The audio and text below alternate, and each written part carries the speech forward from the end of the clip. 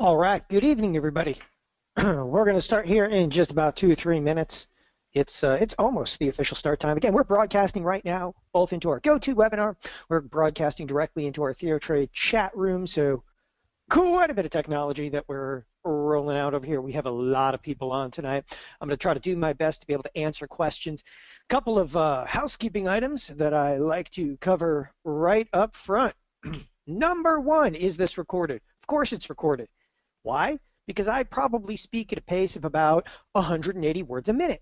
Yeah, don't hold it against me. I was originally from New York. All right. So, by the way, feel free to chat in. I always like to know where everybody's from as we do get started here. So I speak rather quickly. We've got, I don't know, 80, 90 minutes tonight to get through a tremendous amount of material. So everybody's aware. You're in Phoenix. Well, I can see you. By the way, I'm broadcasting directly from Scottsdale, Arizona. I live in a mountain, in a cave. Not too far from it, but I am broadcasting from Scottsdale, Arizona. You know, I did my time in Chicago, and if you've ever been to Chicago in February, yeah, not good. Anyway, with that, I kind of get a little bit of a rolling start going over here because I want to make sure everybody hears this all right. You should see on your screen right now, it's the Thinkorswim platform. It's the Analyze tab. I decided this evening, no slides, no brief introductions. We're just going to go for it because there's so much to cover inside of this Analyze tab, and that's where I'm going to get started here. So it looks like we're just about at that time. And again, I'll make it official here momentarily as we get rolling. So again, a couple of housekeeping items. We record everything, and this particular demonstration, we'll put it on, our site, on YouTube. We'll put it everywhere so you guys can have it.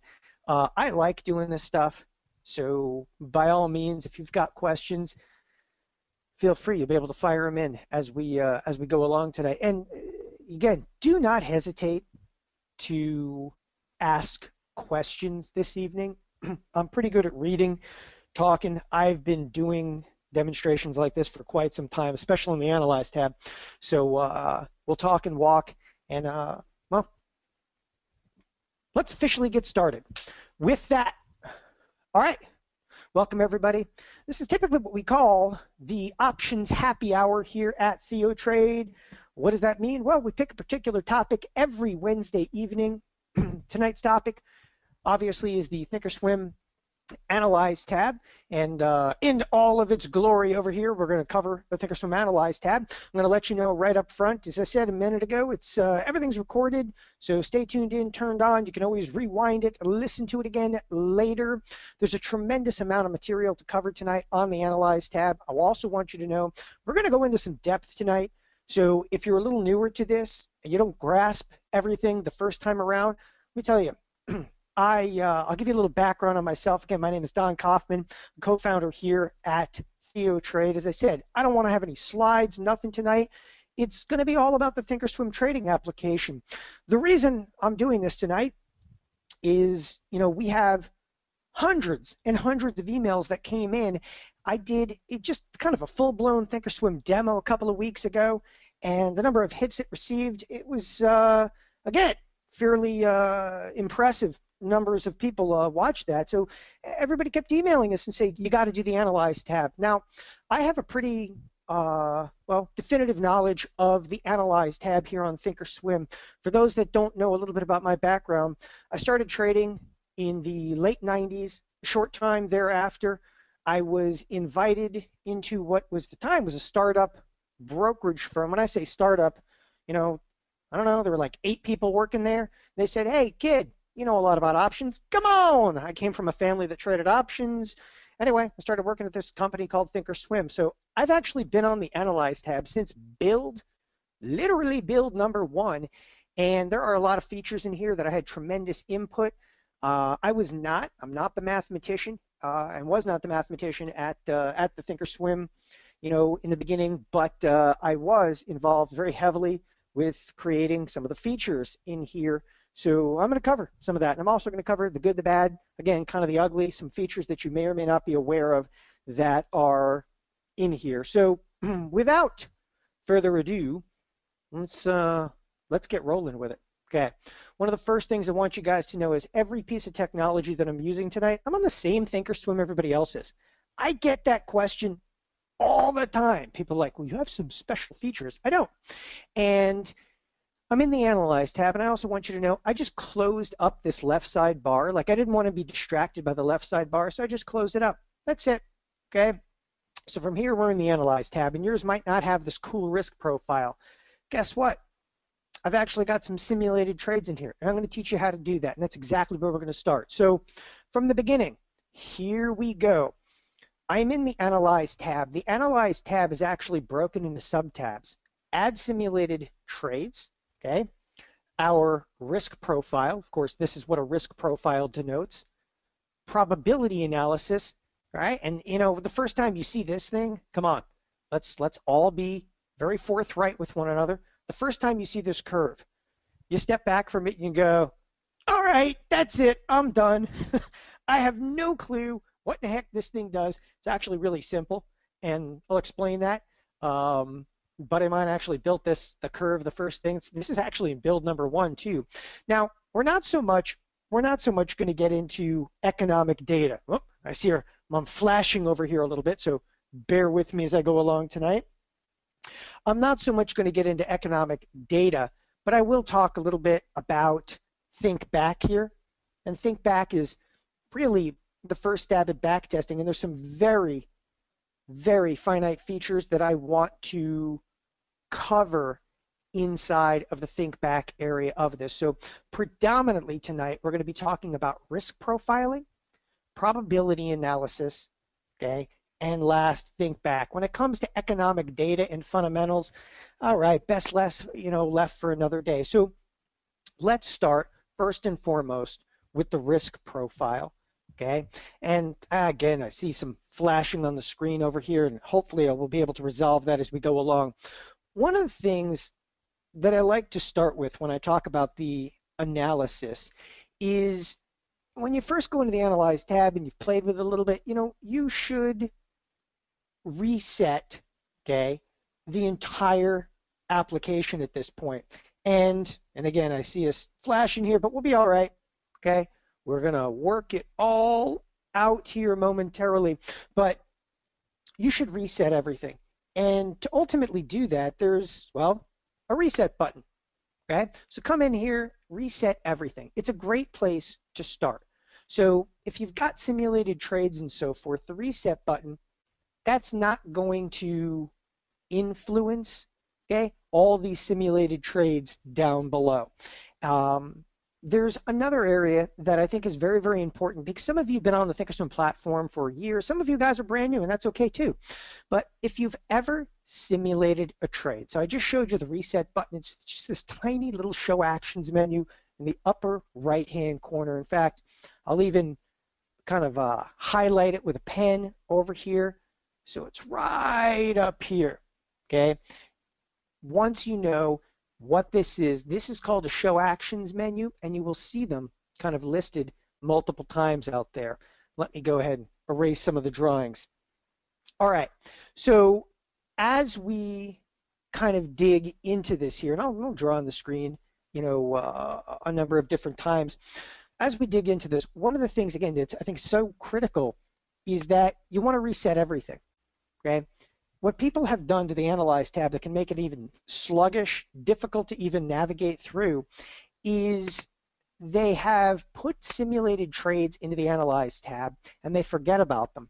So if you're following along, you're playing like the TheoTrade at-home game tonight, come over here to where it says single symbol and just click it to portfolio beta weighted for just a moment. Okay? You go to the click to portfolio beta weighted, and one of the things that you want to see in portfolio beta weighted, change from show all, come over here to hide positions. Now, what that's going to do, and again, hopefully we can fix some of this in the short term over here. I'm going to try to fix this real quick. There is no there's no tech fix for a computer issue that is apparently my issue. But when you go through here, and we'll see if that's a little bit more stable. When you go through here, again, portfolio beta weighted, come over here to hide positions, right? Now that you've done that, and by the way, if I continue this to flash, I'll switch to a different monitor completely. Hopefully that would that'll also solve it. So bear with me here if I do have some technology issues. Yeah, I'll try a different monitor here altogether. So, somebody hears background music. That I am unaware of. All right, so let me just stop for a second. I'm going to go to a different monitor completely.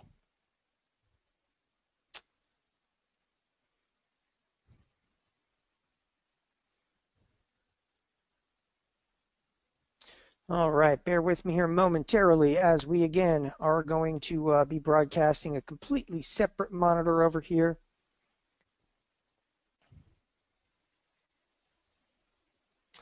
All right, and I promise I'll blow up the fonts, make sure everybody can see everything that we're doing.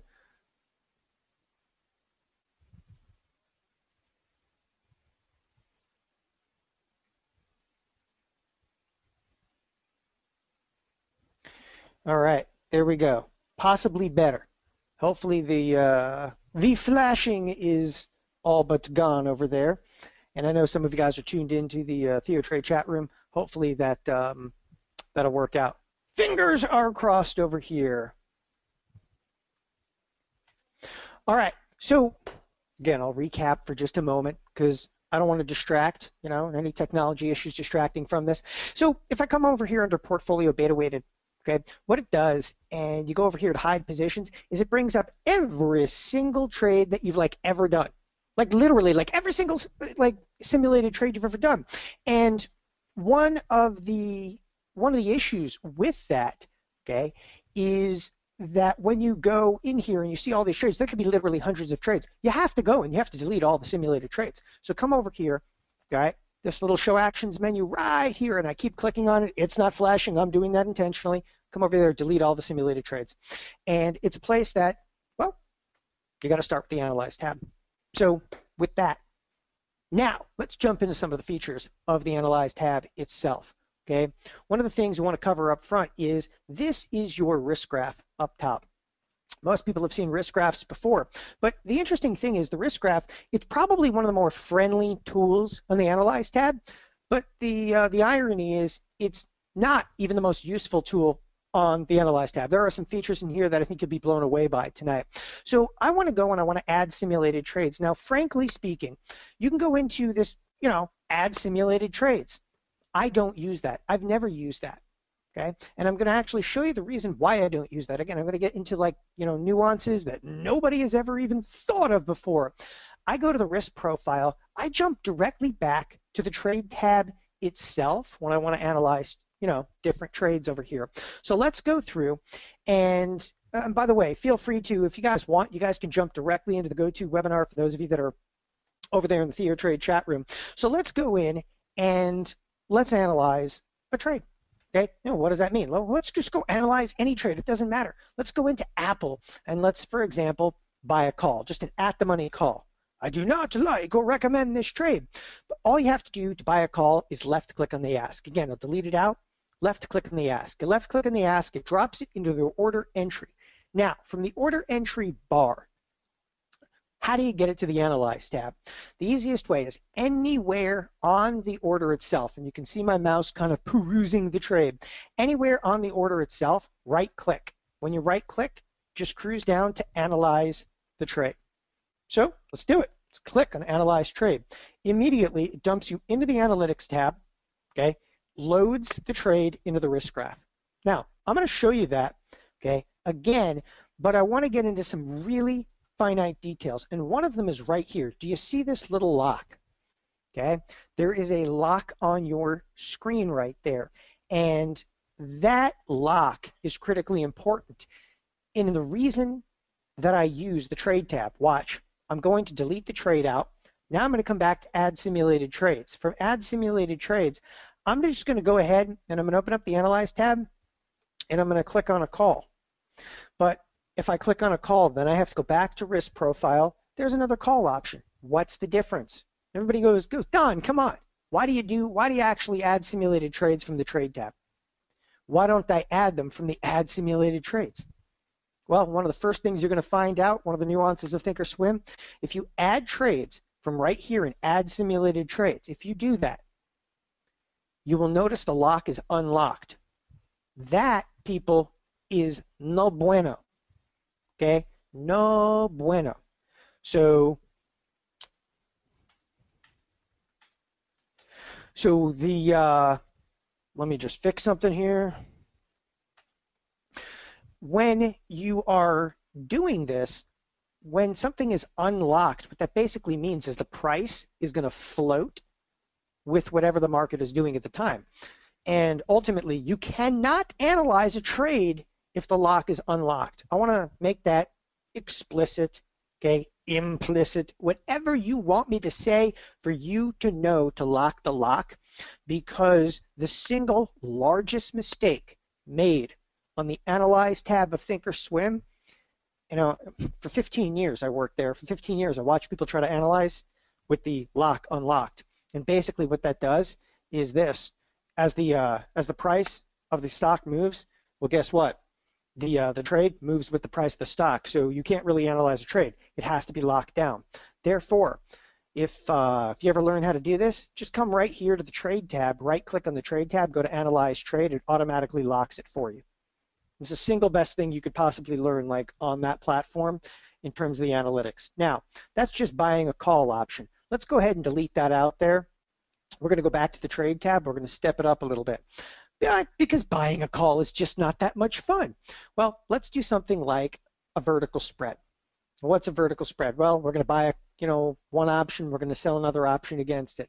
Now, Apple has earnings coming up, but listen, that's kind of neither here nor there. I'm not too concerned with Apple's earnings. So in this particular example, I don't care. Close this up, maybe use like the 30-day options in here. We're going to have a party. What is it? We're at 113. I'll do a 114, 112 spread for like $1. Right? Let's just, hey, we're going to analyze it at $1.03. That's the real price. That's the mid price. This is the spread. It's the 114, 112 spread for $1. Right click on the trade, come over here to analyze it. Now, this is a bearish trade. That's the risk graph that everybody's like, oh man, I like it. You're like salivating over the risk graph. Okay, time out. Focus on the risk graph on the top of the screen over here. And this is where, wait, I got to bring some tools into play over here. When I say I got to bring some tools into play, I gotta get my pen ready, all right? Because I've got a pen, and I want to make sure that everybody sees precisely what I am going through on here, and I'm going to try to pick pretty obvious color as well when I start to highlight the screen. Nevertheless, with the pen, what I want you to see right here, this hard line right there, okay, that happens to be the expiration graph. The softer line that you're looking at, okay, that is right here, right now. That's the difference between reality and not reality. Again, with talking about the Analyze tab, and again, you'll follow my little pen on the screen here because I'm going to use it quite a bit. When talking about the Analyze tab, you have to get through the truth and the fiction of analyzing options trades, or stock trades for that matter, because you could use stocks, options, futures, okay? All of the above could be utilized in here, and I'll show you actually how to use a conjunction of stocks, options, and futures as we get a little bit deeper into this. But one of the most important things I'm telling you, number one, you better be sure this thing is locked down. Number two, don't trust at expiration, because how many of you legitimately hold trades to expiration? Think about it. Expiration, when is that? It's the Saturday following the Friday. I can't even say the third Friday because there's weekly options now, and every single week is expiration week. But the Saturday following the third Friday of the month, that's not reality. And that's one of the things I'm going to talk about extensively tonight, because I want to denote time and again, what is reality and, well, what's not reality. So how can we get through this? So let's play around a little bit with the risk graph to begin with, to make the risk graph, quote unquote, more real. So on your risk graph here, okay, on your risk graph, that softer line, that's what your profit and loss is going to be right now.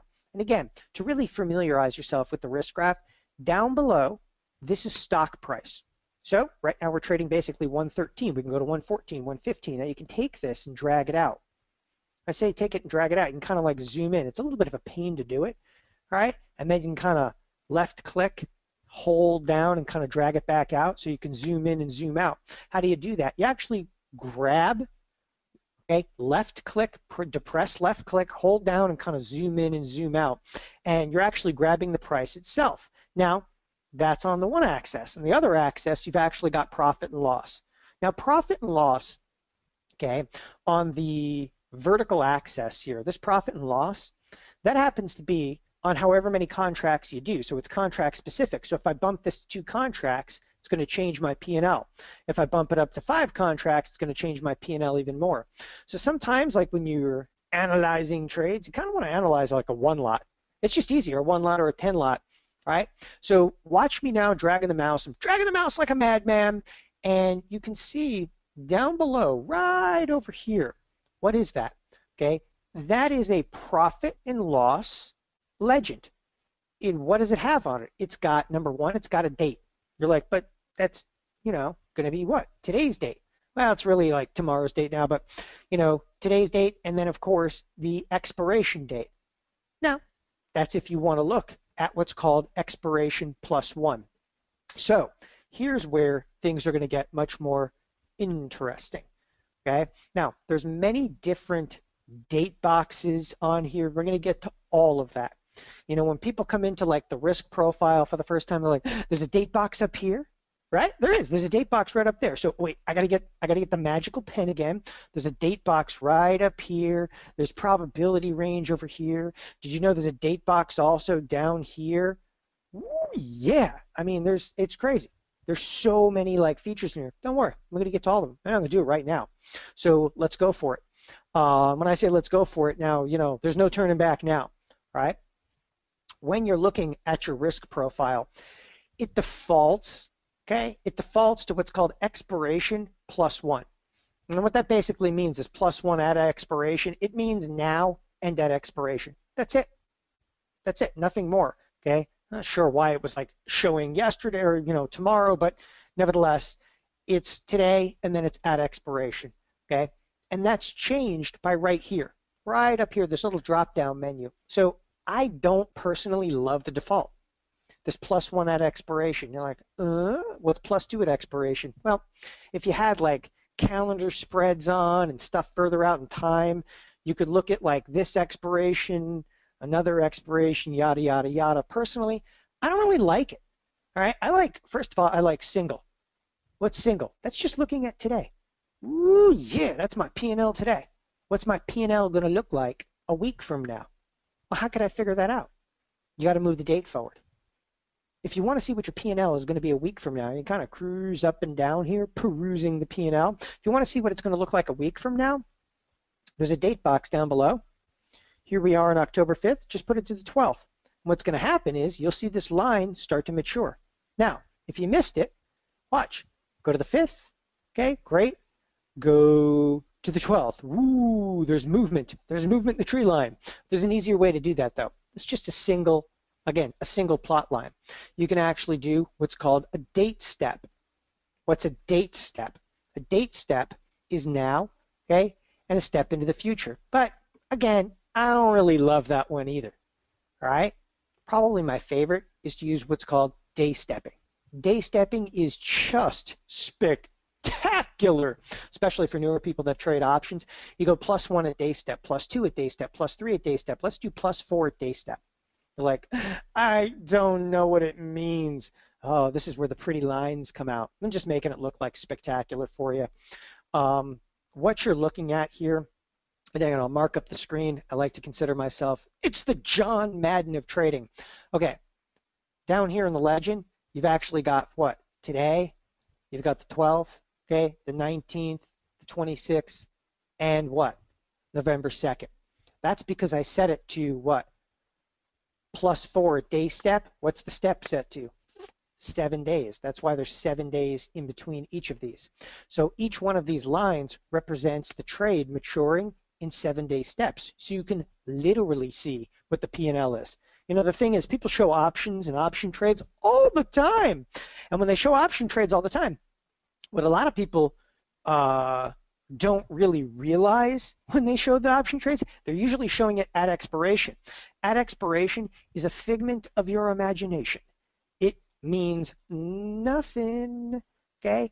It's just, again, it's hopeless because you're not going to hold the position until expiration. Probably my favorite is when somebody shows a picture of like a butterfly. I'll show that a little bit later, and I'm going to show you the reality. It's what I call fact from fiction on the analytics side of things. So erase all my drawings over here, and I come back and display this. Now, as fast as you can drag your mouse, it's actually going to give you P&L for specific dates and times. So bear with me, okay? Watch down here. Watch right down here in the legend, and watch me dragging the mouse. It's going to show you there's different profitability for different trades, okay, at different steps, because your option trades mature through time. Whether you buy a call, whether you use a spread, this is the most efficient way to look at any option trade, is to see how the trade is maturing through time, okay? So again, how did I do it? Well, let's go back and let's reset everything. Like legitimately, like reset everything in the entire Analyze tab. The only thing that I'm leaving in there is the trade itself. So I did a 114, 112 put spread, okay? Now, we haven't covered anything about price slices. Don't worry about that. I see the questions already coming in, right? So let's move forward. So you're like, oh yeah, I'm gonna make money on this thing if, like, you know, we go what? We just got to go down to 112, and I'm gonna be fully profitable. Well, think about this. That's what this trade looks like. You're buying a 114, 112 put spread. You want the underlying under 112. So as long as you just get right here, you know, basically to 112, you're fully profitable. Please, come on, look at the risk graph. I mean, today, like, you need this little monkey all the way down to like 102 to make it worth your while. I mean, that's some serious movement, right? So you come over here and forget about all the other like fancy tools in here. Just come over here to day step, +4 day step. Now, if your trade is only for like a week, what you'd want to do is knock the day steps down to like 1 day in between, because then you're like the 6th, the 8th, 10th, the 12th, the 14th, right? But I've got a little bit of time. I got some time to play with it. And if I go to 8 days, you'll notice it'll actually run through expiration. That's no good. So you kind of play with the day stepping a little bit. And I wanted you to see me doing that because I've been playing around on it for, I don't know, since 2001, and it's not fair. I got to show you like the little tricks in there to make it more viable for you. 7 days for a trade that's out of just over a month, though, is viable. And again, it'll show you today, 7 days from now, 7 days from then, 7 days. All right, so that's one of the first little, like, I guess, gizmos on here. Now, let's start to get a little bit more extreme. We okay at this point? Deep breaths, right? So breathe, because we haven't even really started yet. I'm just having fun at this point. Okay, we got to make sure that we have our full amount of caffeine. It's late here, but that's still all right. Okay, let's get into it now. As I start to move my mouse, all right, specifically on this P&L line, what it's actually going to show me is how much in dollars and cents that I'm going to make. All right, so as fast as you're dragging your mouse, it's actually showing you if you do one contract, you're going to make $88. If you do, 10 contracts, for example, let me bump this to 10 contracts. Look, now it's actually going to show you in P&L. So perfect. Let's continue on. Before I start messing with contract size and really the finite details, we got to start to move into probability a little bit, because a huge amount of the analytics tab is based on probability and volatility metrics. And here's the part where I got to tell you again, okay? And remember, I'm saying this, you could watch tonight's presentation 4 or 5 times and you're still going to be picking up pieces of it 5 times into it, all right? Because there's that many features that I'm going to cover tonight. All right, so moving along over here, don't worry about the metric P&L open. Don't worry yet about in the money, out of the money touching. We'll come to that. Here we actually have a date.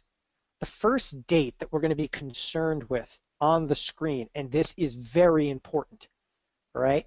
This is your probability date.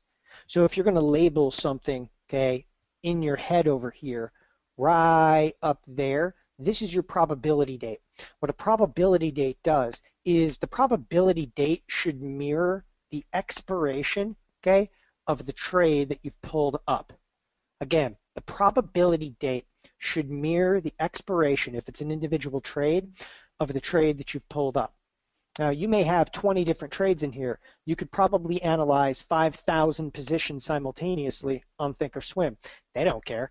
Just the limit of your computer over there, but you know, and it's a lot of positions to calculate. Nevertheless, here we have a November 4th expiration, but you'll actually see the date set to the 5th. This is extremely important. When it comes to probabilities in options, you set to the day after the set expiration, meaning that yes, this option, the last time you can trade it is November 4th, right? That's what the 4th of Nov means. But the irony is the actual probability, right, would be at expiration. And expiration itself is the Saturday following, okay, the last day you can trade it. In this case, it happens to be 11/5. Now, more often than not, the probability date will be set for you. But it's very important to know, okay, that you need to set the probability date. So you have to go in here and click the calendar and make sure that you set it specifically to November 5th, the day after. Now, I want to show you what happens when I start moving the probability date. There's a shaded region on this screen, and the shaded region is currently set to a probability range of 68.27. What 68.27 happens to be, it's one standard deviation. So it's one standard deviation. So what it's giving you is a probability. It's actually an expected move calculation. For those of you that know what expected move is, ultimately it says within between now and, for instance, let's just here, it's an abstract date, you know, but whatever. Between now and October 26th, we're expected to move this much. What is this much? Well, kind of from 120 down to like 106 and change. Or you can even do this for like any particular day. All it's doing is giving you a probability range. Okay, you know, 68% chance of being in a range. So I'll take it back though to 11, all right, 5, which is again November 5th. Now, you've gone in here, you set day step, you didn't mess with in the money, out of the money, probability range, it's fine, 68%, because you could even come in here and do like, you know, 2 sigma. What's that mean? It's 95.45%. That's 2 standard deviations. 1 sigma, 2 sigma, 3 sigmas, 4. It's like hot potato. And then, of course, again, you got the date and it's set. Now that you've actually done that, so, all right, we're okay. That's the risk graph. Now, for the first time ever, we're going to open up price slicing. Dun, dun, dun. By the way, there's music with price slicing over there, and it's ugly. All right. Again, we have a trade that's for the 4th of November, 2016. We have set the probability date to the day after. Again, very few people are aware of that. Should be the day after. The platform, most of the time, when you drop trades into the platform, it will default to the day after, right? The last day you can trade it. Now, I want to see the probability of this trade, right? How do I even do that? It's actually not that bad. What this price slicing can do, well, the price slicing, to me, before I go any further, I'm going to tell you this right now. The price slices, just this little bar right in here, is the single most valuable feature on the entire Thinkorswim platform, bar none. I'm going to say that again. The price slices feature that mouse is on right now is the single most valuable feature in the Thinkorswim platform, bar none. And to me, that's, again, saying a lot, because there's a lot of valuable features in here. Price slicing will save your life. And I'm going to show you why tonight. And that's why, you know, this takes a little bit of time to go through. So when you go into the price slices for the first time, all the price slicing does, okay, to begin with, it says 0, up 10%, down 10%. Look, here's the 0, up 10%, down 10%. 0, up 10%, down 10%. What is that? It's showing you, okay, and representative of what, okay, your P&L would be if, when it says 0, that means it's just floating live with the market. Right now, the market in Apple in the after hours here is 113.36. What would it be if Apple jumped up 10%? It defaults to up 10%, down 10%. What slicing does, okay, think of this price slices as a glimpse into your future. What can a stock do, right? If this is not that hard, stock can stay flat, stock can go up, stock can go down, right? Time can move forward, volatility can change. Any parameter in a marketplace can be simulated, okay, and synthesized into the future on the Analytics tab. The price slices are the key to this. If you get what I'm talking about right now, you're going to be just fine in this business, right? Let me show you what I am doing. Over here, there's a little plus. That's for adding slices. Right next to it, there's the Show Actions menu. This Show Actions menu is pretty powerful. You can set slices. Check this out, plus 15%, minus 15%. What do you think that does? It just sets the slices like way out of the money. Let's do another one. Set slices. Well, we already looked 10% up or down. Ooh, check this out. 7 rows of 5% step. Yay! What does this do? Up 5%, up 10%, up 15%. Down 5%, 10%, 15%. You're like, I don't want to go down. That would be scary. But if you did just one contract of this trade, just one contract of it, all right, bear with me for a second. You can see your P&L today if we moved up 15% on Apple or down 15% on Apple. Does that help you? That's one thing you got to think about, all right? Of course it's going to help you. It's a glimpse into the future of price movement in an underlying. Go back to set slices. One of my favorite slices that you guys should start with, $2 and $5. So instead of using percent, it uses dollars. Can Apple move up $2? Yes, go fish. Can Apple move up $5? Yes, go fish. Can it move down $2? Sure. Can it move down $5? So the one thing about the price slicing that's helpful to most clientele is, and I'll give you guys a kind of a little bit of glimpse into building this feature. When we were building this feature, we were building it to mirror what all of us, so most of us that originally at Thinkorswim kind of came from like a professional trading background. I specifically came from a very heavy risk management background. And what we would rely on a day-to-day basis in the risk management business is you rely, okay, on what's called a risk array. This is a risk array. It's a risk array that's a little bit more friendly maybe than what Goldman Sachs is using, but it's actually probably more useful than what Goldman Sachs is using. So the risk array, one of the most important things about it is there is no bias. It doesn't, when you're setting the risk array to the predefined slices, did you notice it's like, hey, up $2, down $5, okay? The way to think of the risk array, this is a game of chess. Markets are a game of chess. What can your opponent do? Well, the opponent, being Apple, it can move up $2, down $2, up $5, down $5. What else could it do? Well, the date could move forward. Well, we can simulate all of that. But before we get to that level of complexity, let's just show you how to look at probability on this trade. You ready? Just come over here to set slices, go over here to set slices, cruise down, break even. Ooh, look at this. Different days in here. So you can set slices to the break even points on a multitude of days. And that's one of the most important things when you're looking, okay, when you're looking to set slices, for instance, to break even, it's going to start to give you a probability. So, great. Now we're setting slices to ultimately a break-even point. All right. We've got the date set out there.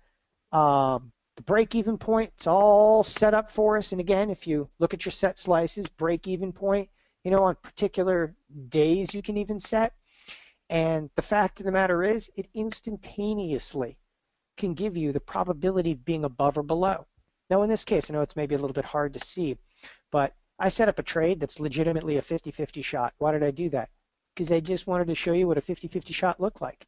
It knows it's a 50-50 shot, see? It's showing about a 49.85%. Down here is about 50%. Now, we could do a trade that had a little bit more oomph to it, but what's cool about the slices, okay, and this is a relatively new feature, You can also look at the break-even point, for instance, on 10.6. And it'll show you the break-even point on 10.6 is closer to, what, $113.29. So the break-even point will change based on different time before expiration.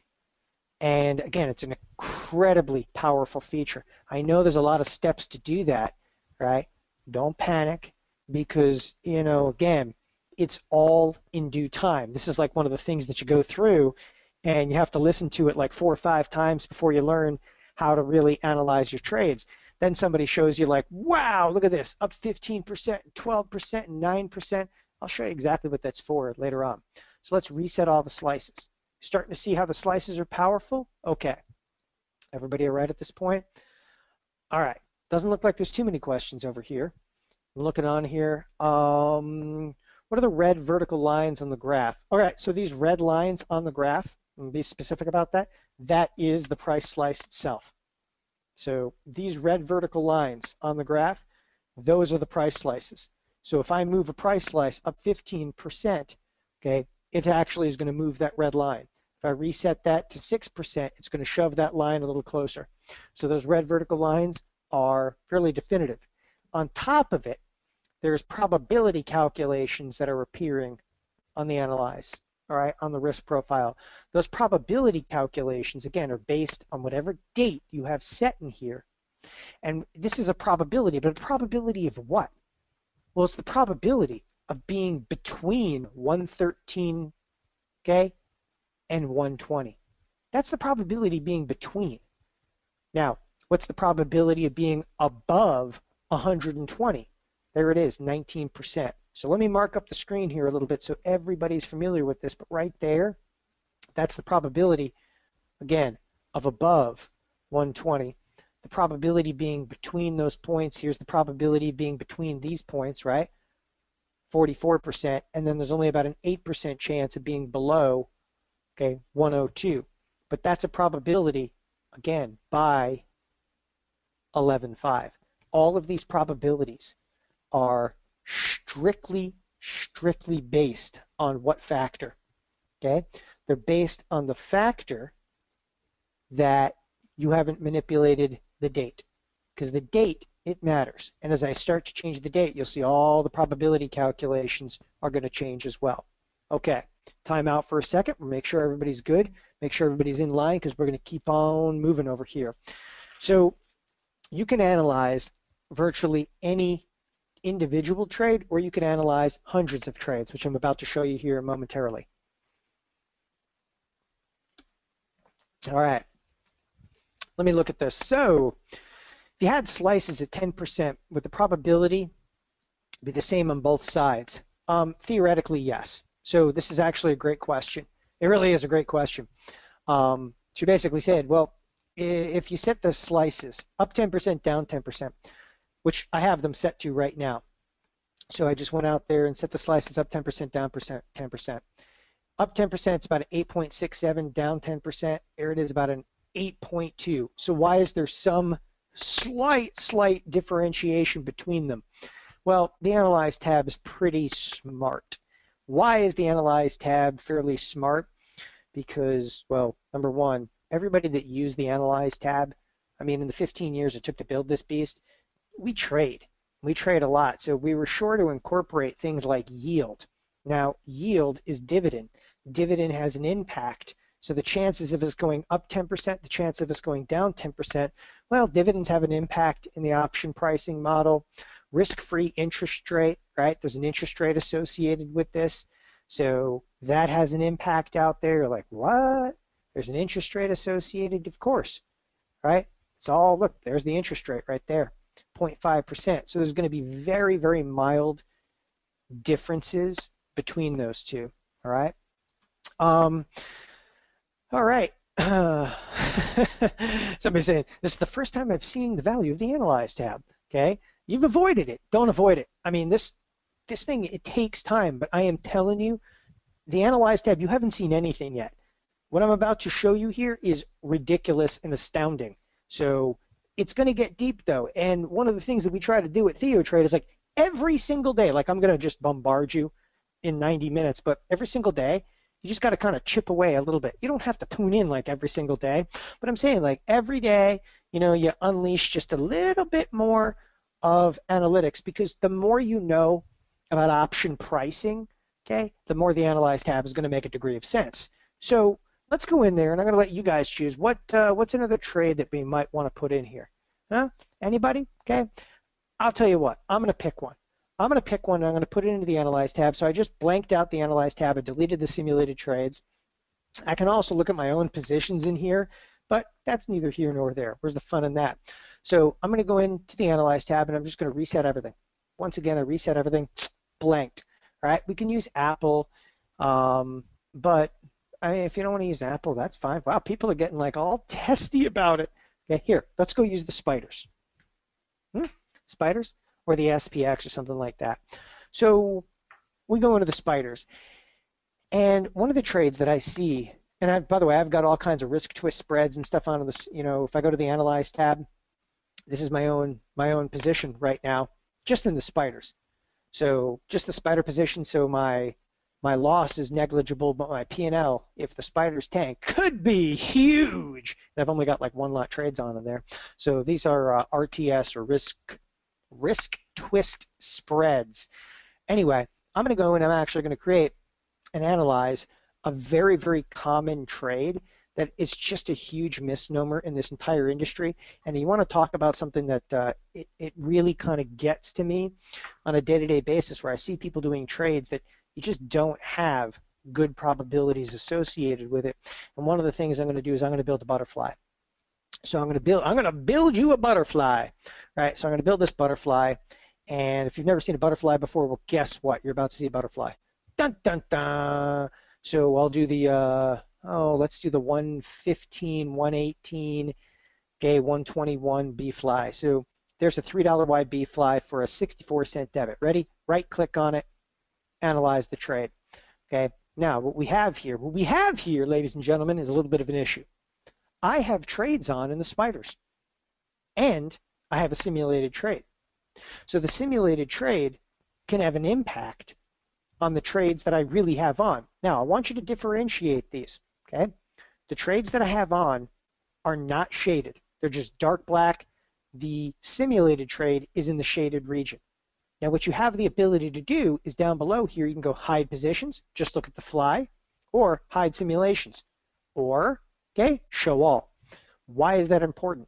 Because I can take positions that I currently have, and I can simulate other trades with positions that I currently have. Is that important? Yeah, you better believe it. You know, if you've got a big position on, and all of a sudden you're trying like, oh, I want to hedge this, I want to take off a leg, come on, you can simulate it. Look, I can simulate everything in here. Look, check on, check off, check on, check off, check off, check on, check off, check off. Wow, check on. You can like take off legs and so forth. But in this case, let's go easy on you. Let's go over here and let's go hide positions. So what we're simulating right now is, to me, one of the most infamous in terms of misinterpreted trades in the entire industry. And it just gets me infuriated on a day-to-day basis, because I get emails about butterflies. Like, the butterfly is the greatest trade ever. Okay, first of all, brokers love butterflies. Believe me, I was in the brokerage business for 15 years, right? They love them because it's a three-legged beast, and you have to place a lot of them.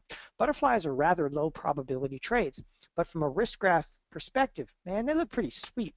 Because in this butterfly, this is only one contract. Let's bump it up to 10 contracts. Yee-haw. If you do 10 contracts, do you realize how much money you could make? Come on, look at the P&L over here. It's over $2,000. Do you realize the probability of making that? It's slim to none. It's literally slim to none. See, this is why the Analyze tab can be such a useful tool. Why? Well, this is the at expiration. And guess what? Expiration is when you can't trade anymore. That's expiration. It's the Saturday after Friday. Can you trade then? No. Can you hold this trade till then? If you do, you're going to take an astounding amount of risk, because the spiders, you know, you're going to be assigned. The spiders are like, you know, they're settled into what? Well, the spiders are actually settled directly into an ETF shares. So if you look at this trade, if you think you're going to make anywhere near $2,000, well, you haven't figured out how to use the Analyze tab yet. Why? What's the first thing I told you to do? Don't use this +1 at expiration. Go down here and day step it. Day stepping is incredibly valid. What day stepping will tell you in here is you can't even make $500. Now this trade expires on November 4th. So let's okay, I want to be the John Madden of the screen again here. So this trade expires right there on November 4th. And here we are, the day before expiration. Here's the day before expiration, because this line represents right there. That's the day before expiration. You still can't even make half of what you thought you were going to make in the trade. And the trade's going to cost you $640. It's going to cost you $640 if you do 10 contracts, and you can't make squat until the day before expiration. That the butterfly, again, it doesn't perform. It doesn't expand. See, the thing about butterflies, okay, here's the best analogy I can give you. They stay in their cocoon until 2 days before expiration. If you don't believe it, look at the risk graph. See, the risk graph can help you separate, all right, fact from fiction. But you got to know how to use the features. The reality is you're probably not even going to hold this trade to November 3rd. You're probably going to hold this trade the latest. Here you go. Like this, you'll hold the trade maybe until October 30th. That's just a few days before expiration. The most you can make on it is like $500. And yet, if you're to place this trade, if I hit confirm and send, that little trade is going to cost me $640. And then everybody thinks you can make $2,360 on it. And you go to like some options class and like, oh yeah, you're going to make $2,000 on it. No, you're not, right? In all my years of trading, I have hit maybe 3 butterflies smack on. And I've done thousands of these trades. I mean, we used to place butterflies, 10, 15 of them a month back in the day because, well, they were less efficient than they are right now. But that's like the cool part of the analytics tab is it lets you see between that. Okay. So let's go through, let's delete that particular trade out. Now, once again, we're going to start to step things up a little bit. All right?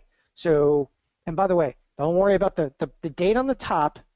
Somebody was mentioning the date on the top. Don't worry about the date on the top because that's only if you want to see probability. It's only if you want to see probability. All right?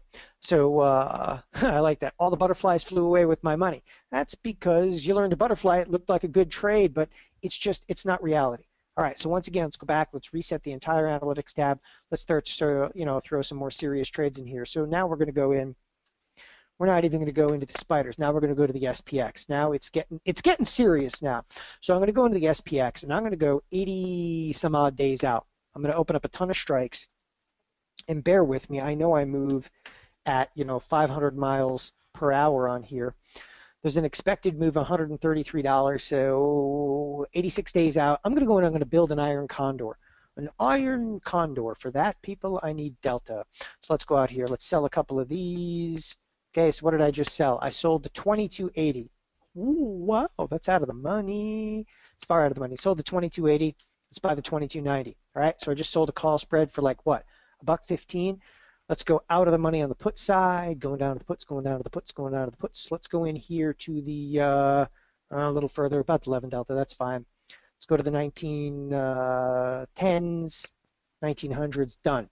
Okay. So I built an iron condor. It's a 4-legged beast. I right-click on it. I come over here to what? Analyze the trade. So now that I'm analyzing a trade, once again, I have positions on. I need to come over here from Show All, Hide Positions. We're now just looking at the simulated trade. This, ladies and gentlemen, is an iron condor.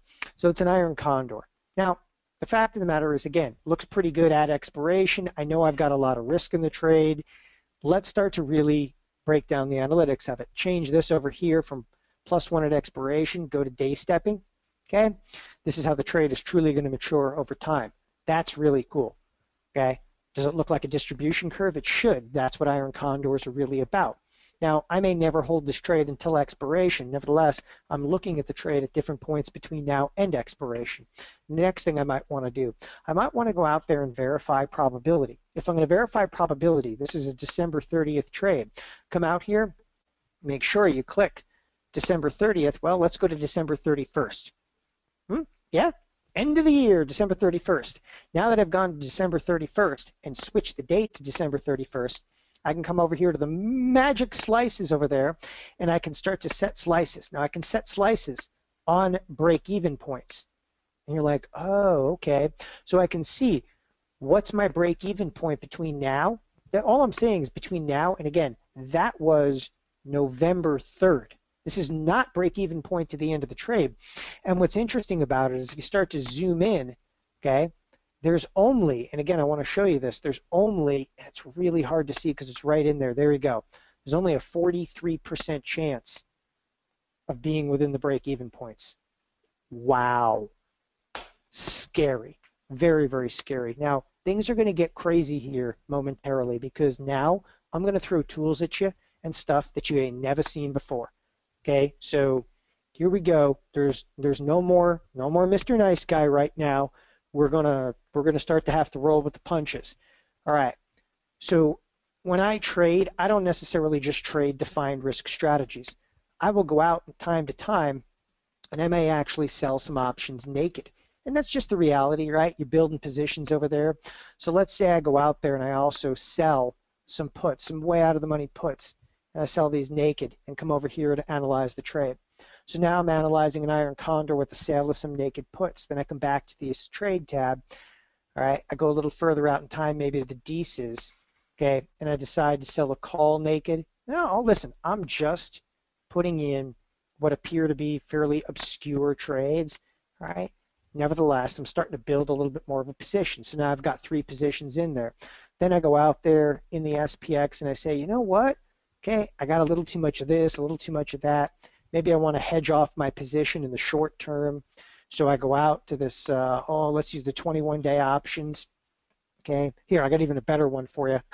Let's come out here right to like November 9th. Why November 9th? Yeah, I don't know, it's like the day after the election. You're like, well, what happens if this happens? And I gotta put on a little bit of a bearish position out there to hedge my risk just in case, somebody gets elected and the world doesn't like it. So I go out there and I, put a little bit of a hedge on. These are all one contract trades. So we're starting to build a little bit more of a position. Now come in here. I'm going to reset my slices. Okay. Now that I've got a multitude of positions, this is what the risk graph looks like for all those positions. Now don't let that intimidate you. Okay. We're trying to show how this position would be maturing. Okay. Over time, and it looks very, very similar. And I can say, what happens if I took this off? Put it on, take it off, take it off, put it on, take it off, put it on. What I'm doing is just checking and unchecking trades. That's it. What would this look like without the iron condor, with the iron condor, without this, with this?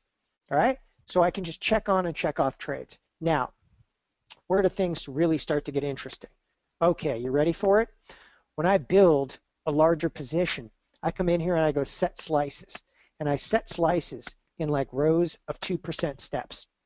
With 2%, forget about the risk graph. By the way, when you start to get to this level, this risk graph, Don don't need no stinking risk graph. Okay? Forget the risk graph for just a second. What you're doing now is setting up a risk array. Start looking at the P&L. Oh, do you see it? We have the delta, the gamma, the theta, the vega. And I promised myself I wouldn't get too deeply into the Greeks tonight, and I'm not going to get too deeply into the Greeks. But delta, gamma, theta, vega, P&L in the day. So what is it telling you? If the market rallied by 10%, you're legitimately going to lose $13,000. Easy enough. If we sold off by 10%, if the market crashed and burned, you're going to lose like $3,000. That's today, now. That's here and now. Why? The date, forget about the date box up top. That's nothing more than probability. You don't need that now. We're looking at the date today. As this trade starts to mature through time, look what I'm doing. I'm pushing the date forward. As I push the date forward, now I've actually gone to what? October 13th. What's happening in my P&L? It's getting better. Why? Because these trades are collecting time decay. So as I start to push the date forward, the P&L gets a little bit better. Not spectacular. Listen, I'm not trying to build a spectacular position over here. I'm trying to show you reality of trading. I can see now what if the market goes up 10% or down 10%. And if 10% isn't enough, to set the slices now. Here's 11 rows of 3%. Oh, that's the market just, marfing all over the place. It's down 15%. But you know what? Okay, when you've played around with this, come in here, reset parameters. I just reset the parameters in the trade day. And I'm going to come back to reset slices. Do it again. Take the slices, set the slices, get this. I'm now going to go 11 rows of 2% step. This is insane, right? Because you got up 10%, down 10%, up 8%, down 8%, up 6%, down 6%, up 4%, yada, yada, yada. Got it. Timeout. Take the date. I want you to push the date forward. And I want you to push the date forward right until, I don't know, the beginning of, let's say, November. I don't know, November 3rd. In fact, let's just go right to the election day. Because there's going to be risk out there. So by election day, you know there's going to be risk. The market's going to get wild. Now you can actually see what your P&L looks like. But here's the difference. There's a little sprocket right down below over here. That sprocket, click on it. What clicking on the sprocket ultimately does is it allows you to adjust changes in volatility, even yield. Leave yield alone, leave interest rate alone. You don't need them. You know, the interest rates. Janet Yellen comes out of the woodwork and says, what, that she sees her shadow for 6 more weeks? 6 more weeks of winter. Yes, Janet Yellen here at TheoTrade is actually Punxsutawney Phil. She is. She Punxsutawney Phil. So that's a groundhog if you're not aware. Anyway, push the date forward to basically it's about a month from now. And then you can adjust volatility. You can adjust price. You can adjust any parameters. There's more parameters. You can even adjust individual volatility in each unique expiration. But you see this volatility adjustment? When you do the volatility adjustment, if the market's going to tank, volatility is going to go up. And you could just start clicking the volatility up. You're like, oh no, the humanity, right? So you could just push the volatility up. That's kind of cool. Come back here, reset parameters, reset the date. Takes you back to today. Again, fast forward a month. Let's cruise right to November 8th. It's a party. You don't have to adjust volatility because I got a better tool for you. Now, oh yeah, now I'm going to get really serious. Okay, pull this thing down. As you start to pull it down, and what I'm actually going to do is also I'm going to reset all the parameters. I'm going to reset the date. So reset the parameters and the date. This is exactly what the trade looks like today. This is your P&L graph, right? Here's all those price slices and the P&L graph. There's a slick little feature up top over here. Instead of day stepping, it's called vol stepping. What vol stepping is going to do, wait for it, it actually shows you what your trade is going to do at a multitude of different volatilities in the marketplace. Now, if you're totally lost, sweet. Okay, we've done our job here at TheoTrade because there's only like, I don't know, a few hundred people that even know this feature exists in here. What it is the feature shows you at a 14 vol, a 19 vol, a 23 vol, a 29 vol, and a 34 vol. It actually shows you your P&L at different volatilities. So if the market tanks and volatility explodes, you know what it says here? You are screwed. You're going to get killed for the tune of almost $10,000 with an explosion in volatility. But that's today. See, that's today's date. So what would actually happen if I erase the drawings over here? What would actually happen if we fast forwarded like, I don't know, like a month? So now I can take the date and actually push forward, boop, boop, boop, fast forward a month. And it actually, okay, it's not as bad because what happens a month from now is volatility has less impact. But for those of you that are really total geeks, you go in here and it's called, dude, like people call like, you got to learn about Vega weighting. People talk about VAMA and Vega weighting. All of that's total garbage. If you're a retail client, you don't have to worry about that stuff. But if you're curious, sure, we know our options, right? We can go in here, we can actually do Vega weighting and VAMA and all the yada, yada, yada. So I can actually move individual expiration volatility higher or lower. It's fun. Okay, now reset all the parameters and date. All right, come up here, change it back from vol stepping to day step. So this is the point where everybody's like, holy crap, I am hurting. That's okay. Again, that's why it's recorded, right? So now let's go in here and let's not play around anymore with this just day stepping. Did you know you can do P&L like days? You can actually look at delta. This will actually show you and graphically represent what your delta would look like, all right, through periods of time, which is really, really slick. It doesn't look like that much inside of the SPX, but it's huge. Huge. So you can actually graphically represent gamma. Okay, the gamma, the only time the gamma is going to matter, apparently when you start coming closer to expiration, you can actually graph theta Ooh, different, levels of theta over there. Vega, because people always say, like, you can't do cool volatility things in Thinkorswim. No, it's just they don't know how to do cool volatility things. This is actually looking at Vega and the future of Vega, which is also known as something called VAMA, all right? And then Rho, interest rate effect. Oh, yeah. Yeah, wait for it. You're a geek if you look at that. Anyway, you're a geek if you look at any of this stuff.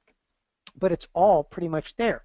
So think about a marketplace. Like, here's the one thing I really pick on people for a little bit, and I'm just going to go for it, right?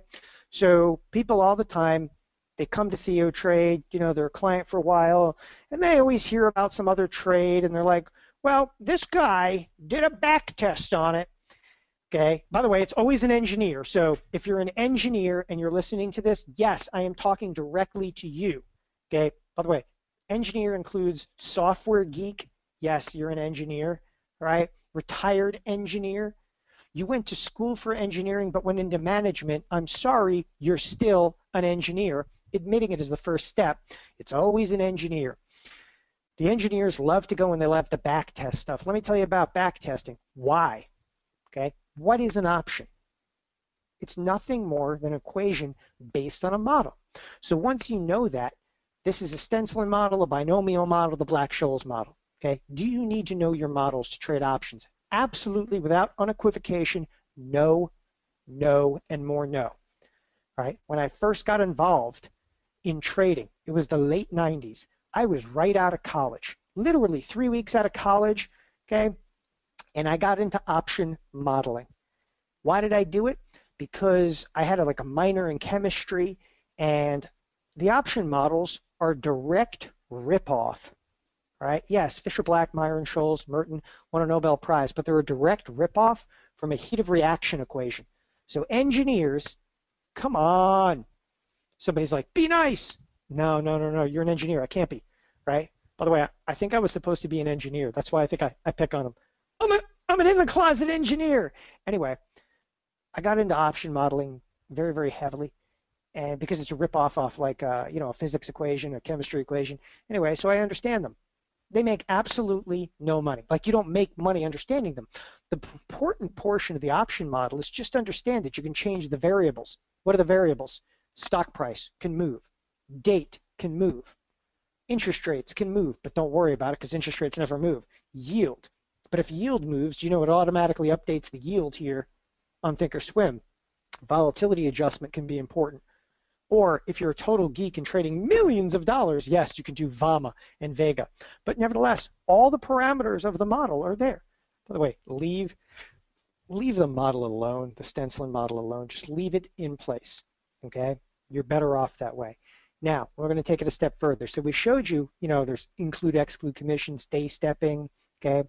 We showed you could change to delta, gamma, theta, vega. This probability in the money, out of the money, probability of touching, not too exciting, right? It's just a different probability mode. Probability in the money. What's the difference between in the money and out of the money? Well, if you have a 20% chance of being in the money, then you have an 80% chance of being out of the money. So all it does is inverts the calculation. Not too much. The date adjustment, this date adjustment is important only because the date adjustment moves that shaded region, right? Then we get into the price slicing. The price slicing, the way to think of the price slicing is it's a glimpse into your future. It's a risk array. And why do they call it a risk array? Is because the risk array doesn't know what direction the market's going to go. I always poke fun at people because they're like, when they first get involved in this business, like, I know exactly what's going to happen. I go, what? We're going to go up 2%, down 2%, up 4%, or down 4%? They go, what do you mean? I thought we were going to go up or down. It's more important to know what the risk is, okay, than to convince yourself you know what's going to happen in the marketplace. Now, even more fun.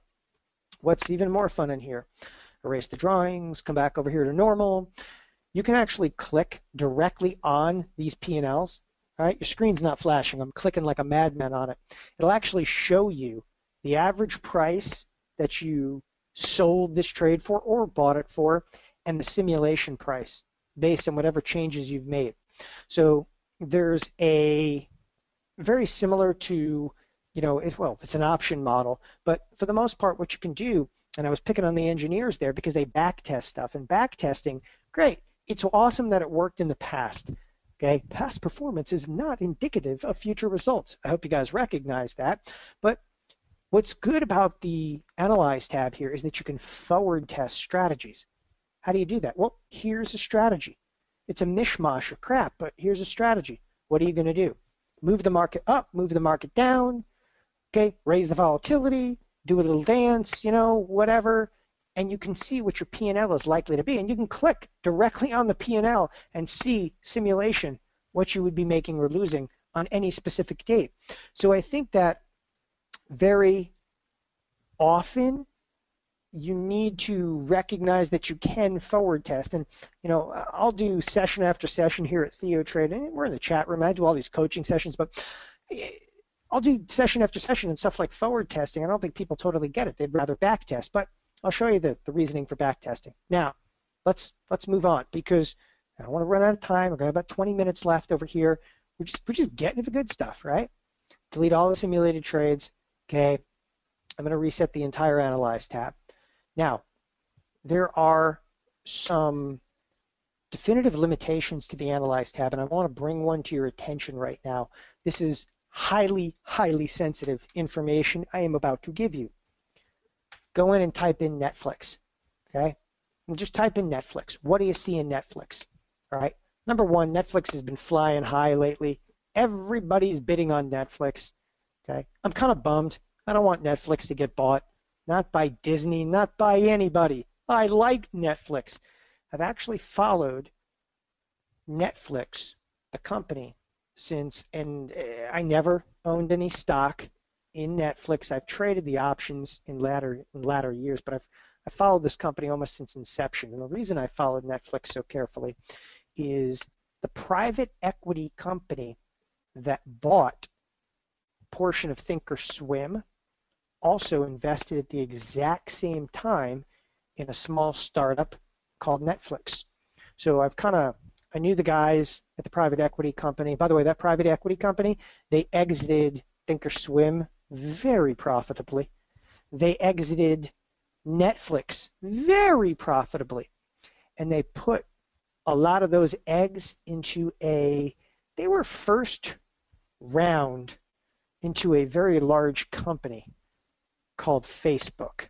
They were first round Facebook. So pretty sharp little monkeys that they are. It's actually one of the largest private equity companies on, you know, or in the Silicon Valley now. Anyway, by the way, it's called Technology Crossover Ventures. This guy's been around for a long time, but I bring up Netflix not for that reason. I'm just bummed to actually see it go. It's going to be gobbled up. Twitter, I'm happy to see Twitter go. Buy Twitter, pack your bags. Maybe you can go along with Yahoo. Eh? Yeah, maybe. You know, Yahoo. Yeah, we should merge Yahoo and Twitter. Here's a match. Here's a match for you. I don't like either one of those. Anyway, this is more technology. I want you to see there's an earnings announcement coming out. That's what I wanted you to see. Nothing more than the earnings announcement. How do I see the earnings announcement? Sure, I could go over to a chart, but a chart's cheating. You can see the actual earnings announcement. It's coming up 10:25, but I see it in the options chain because the options chain jumps in implied volatility. Now, here's one of the most important things I could teach about the Analyze tab. When you're analyzing trades before an earnings announcement, listen to me. Do not use the Analyze tab. You're like, what? Are you out of your mind? Okay, the Analyze tab. Bear with me for a second. I'm going to go in here. I'm going to analyze, okay, for the next 16 days. That's it, just the next 16 days. I'm going to analyze, okay, buying some spread. Or you know what? A lot of people like to sell spread, so yeah, what the heck? Let's go out and sell a spread. Let's sell an at-the-money spread. Sell a $2 wide spread. So I'm selling, $3 wide spread for about $1. I'm going to right-click over here, come over, and by the way, I think I did the opposite. I'm sorry.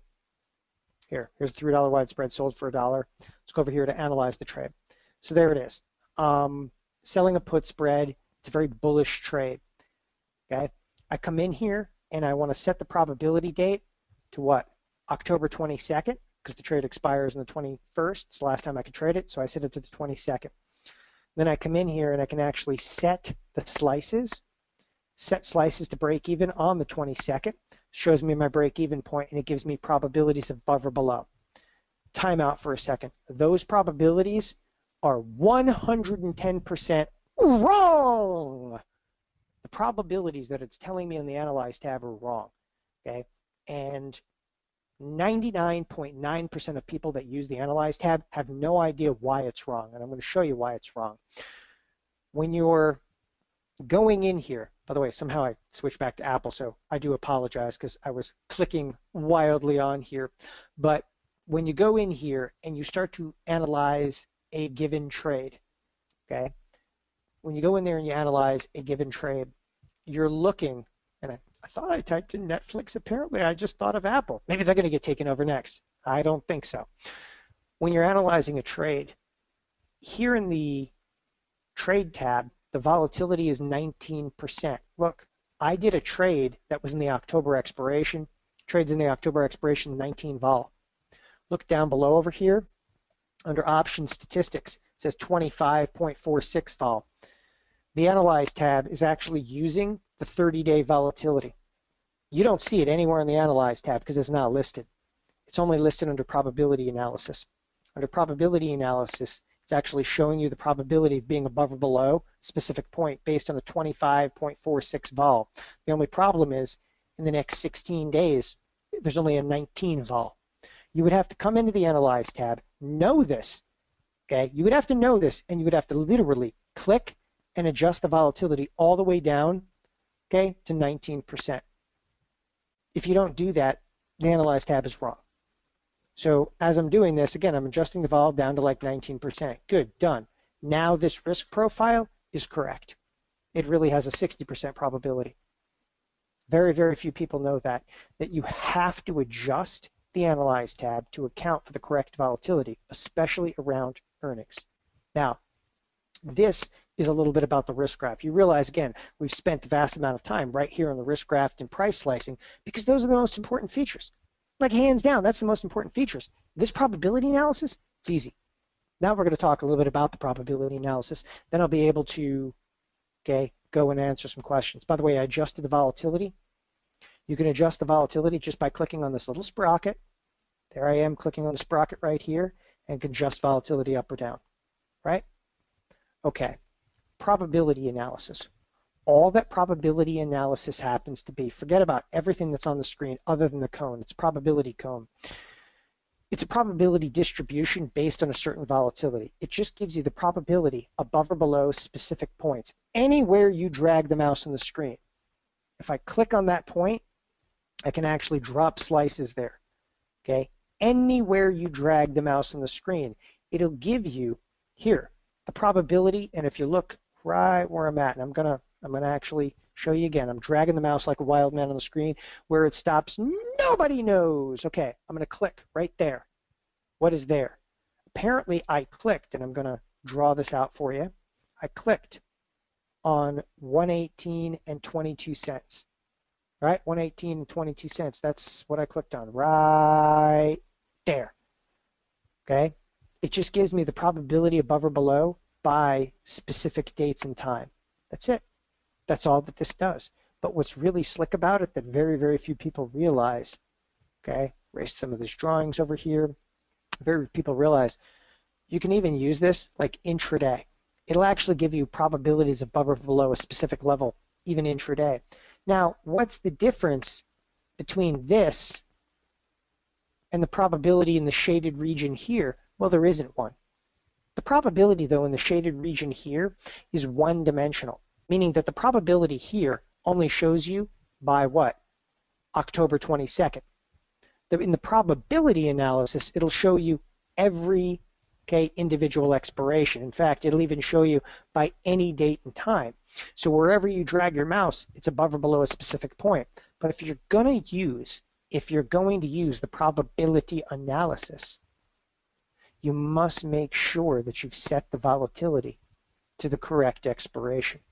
You see here in the Trade tab on Thinkorswim, if I open up the Trade tab on Thinkorswim and I use what's called the probability tools here, like probability in the money and probability out of the money, those probabilities use a separate and distinct model, okay, than the probability calculator that's over on the Analyze tab. This is a fairly complicated idea, but these probabilities here in the Trade tab are based on this options mark, which is the mid price. The probabilities here in the Analyze tab are based on a fixed volatility, an average volatility of 19.66%. People continually ask me, which one do you use? Well, I'm going to be very specific about this. I would use this probability analysis only with index and index related products, spiders, SPX, Russell. Use this curve. When it comes to equities, use the probability analysis right on the Trade tab. There's no and, if, or buts about it. Use the probability in the money, out of the money on the Trade tab. It's going to save you a headache because you don't have to change the volatility then, right? And I know that this is like wildly complicated stuff the first time you go through it. So again, this probability, it looks like so complicated. It's really not. It's kind of a joke now. It really is not complicated at all. In fact, this cone, one of the features I wanted is I wanted this cone. So I'm not a chart kind of a guy. I don't know if you guys realize that, but you know, I don't need no stinking chart. But you come over here to studies, and you can actually add study. Go to volatility studies and go under probability of expiring cone, and you can actually pull the cone on the chart. So people like lay Fibonacci's on top of this stuff. You get crazy with it, but again, I'm not that much into the probability of expiring cone, but this is the same cone that you find here. The only problem is this cone, if you see this 19.28, 107.29, okay, look at the cone, they're slightly different numbers. This probability cone is based on the volatility, bear with me, it's based on the volatility that's found here under option statistics.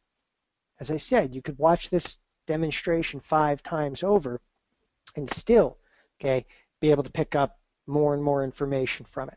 So, all right, with that, continuing on over here, there's not that much left, I promise. It's not going to be that bad. Then we come into think back. What is think back? Forget about trying to back test different strategies. I use think back for, I mean, can you back test strategies? Yes, but it's kind of a joke, right? Because you can back test stuff. You're like, well, what if we went up? What if we went down?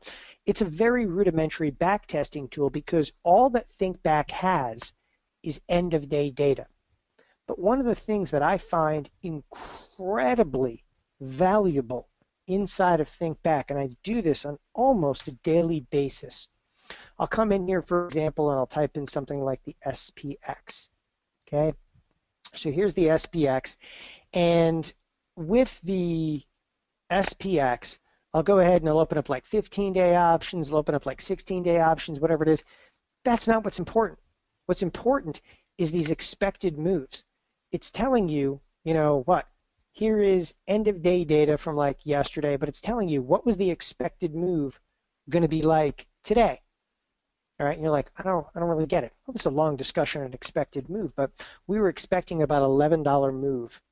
That was yesterday for today, right? It was expecting about $11 move. So you go to the SPX today, what did it move? $9.24. It's pretty ridiculous, right? It's pretty close. You're like, ooh, it just missed it. Yeah. Ironically, in the after hours, see, this actually is the cash close. In the after hours, we actually moved right to it. Like to a T, we moved to it. So it was like an $11 move today. So one of the things that you can use the think back for is just look back. And, you know, one of the things also I'll use it for is, I was talking about Netflix a little earlier, and I'll go in and I'll say like, all right, Netflix, I'll go over to the chart, and we'll pull up a chart on Netflix, forget about this. And Netflix has got earnings coming up fairly soon, but look back at the previous earnings. That previous earnings date was on what, July 15th. Go to the Analyze tab, back up the day. Back up the date. What do you think I'm going to go to? July, all right, let's go to like July 13th, 14th, something a little bit before that. Anyway, you go a couple of days before the earnings, and I can see the earnings, all right, they're the next week out over here, but look, here's the earnings right there. Okay, we're at all the way to 109% volatility. Stock doesn't move. and you can actually see what happens the next day. Boom! The stock gets hit by 13 bucks. Oh, what's kind of fun though is you can look at this and say the market was expecting a $9 move before earnings. What did it really move? And the next day, okay, you fast forward a day. Oh, Netflix moves $13. There's so much you can do with Think Back in terms of your own research. Like that, you know what that tells you in Netflix? Don't sell options in Netflix before the earnings. And what I'll do is I'll actually go back 3 or 4 earnings periods and I'll look, did Netflix, so like we can even go back another earnings period. Let's go back over here. It's on what? April 18th, right? Let's go back here and you go boom, back to April, there's April 18th. So here's another earnings period, okay? Netflix that day was projecting an $11 move, $11.40. What did it actually move? Okay, ooh, it moved 14 bucks. You have 2 periods now that Netflix has exceeded what it was supposed to do in terms of earnings. Okay, you can go back and do it again and again and again. You guys see where I'm going with this? That to me, this expected move is one of the most beneficial things. The other thing you can do is, you know, and I do this all the time, I'll go to my monitor tab and I'll find some trade that I have on, like right now. I've got a trade on in Google. Okay, so I've got a position on in Google. I'm down like 7% on it. Neither here nor there. But sometimes I'll actually go into the positions themselves and I'll say like, all right, so here's my position in Google and I'll click on it. All right, here's the actual position when I place the trade. This is a real trade. So I put the position on, it looks like on 9:15. So the position's been put on 9:15. And when I put the position on 9:15, I'll actually go back from time to time, and I'll go back to September 15th. Why would I do that? Because I'll actually look at the option trade, and I'll kind of like replay it and go, most of the time I'm like, what the heck was I thinking out there? Oh, that was brutal. Okay, so you got to recognize you can replay an entire trade, you know, from beginning to end by using this. So, you know, one of the things I'll do is somebody will email me and they'll be like, hey, so what went wrong in my trade? I don't know, but I can look at your trade and then I can actually kind of replay it from beginning to end and I can see where you went wrong. You know, if there was low liquidity, the volatility was high, you missed the earnings, there's a lot going on out there. Those are your major areas of the Analyze tab. Again, the primary area is undoubtedly in the risk graph here. The risk graph does a tremendous amount. Okay, this, it takes a while to get a little bit used to. There's a ton of features built in here. Now, one of the things sometimes you do is go through, be methodical on here. That is, you know, click through it. Don't just start wildly clicking on stuff. You ever get yourself a little confused, just hit reset. All right, no problem with it. You can even take screenshots, okay? Make sure that you play around with price slicing. It's this little show actions menu down here, the price slicing on there. You know, like what happens if Google goes up $2, up $5? I mean, a $5 move is nothing in Google, but you can see the future of any of your positions. You can even set slices to charts. So that means the price slices from the risk array, you can even set those to charts. There's so many features, again, that are relatively unknown on this trading application. Just remove all the drawings because I can't have no stinking drawings on there, right? You just, again, play around with it, be methodical in going through it. Remember things like if you're going to check the probability here in the Analyze tab, make sure, number 1, that you have the date correct. Number 2, make sure you have the volatility correct. And again, there's no volatility that's mentioned anywhere here on the Analyze tab. You have to actually go to the probability analysis. It's kind of a weird omission on the risk profile over there. So I take no credit for that one. Remember, I've been out of there now for, it's coming on about 20 months since I left TD Ameritrade. With that, I'm going to be answering a couple of questions over here. So somebody's asking, what is the percent next to the expected move mean? So, all right, Michael, the percent over there next to the expected move, you're talking about in Think Back, that's the actual volatility. So that's the implied volatility. It's the implied volatility, goes through a little bit of a formula, do a little dance, make a little love, and it comes out to the expected move. Okay, if you're ever interested in it, what it breaks down to is its stock price. So it's like 800 bucks, okay, multiplied by whatever implied volatility is. In this case, it would be like 0.14, okay? Multiply that by the number of days left till expiration, right, which is the square root of it. So that's like what? Let's say 15 days divided by the square root of 365. Multiply that. That'll equal the expected move. You're not going to be able to solve exactly for the expected move.